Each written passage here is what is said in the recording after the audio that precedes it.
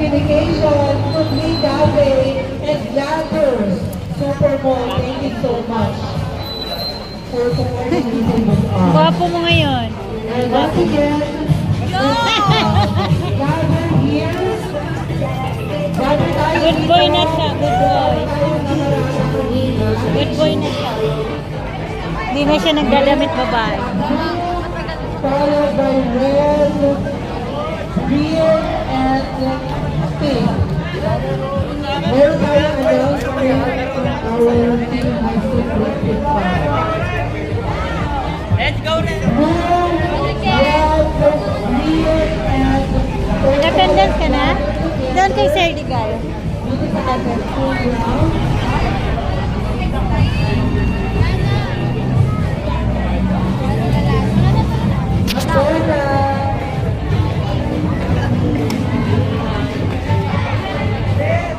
Okay, listen natin. So there will be changes of the schedule.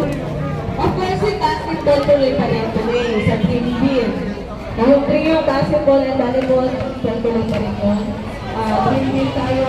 Kaya pagkatapos announcement ko, we will be having a basketball and team pool. And kasabay niyan ay girls board games dito. What are those board games? We have chess, scrabble, and geometry. Girls lang, bukas ang boys. I repeat, girls board games magpaiwan. And then after yun siya parang girls board games. Good. Unang kabus ang scrabble. Girls, scrabble, chess, and GOG paiwan. Sila po ang new supporters natin. Pero yung mga player ng basketball, pwede na po tayo mag-proceed sa bill. Wait po nyo muna aking sabay-sabay po coaches po na yun going to be.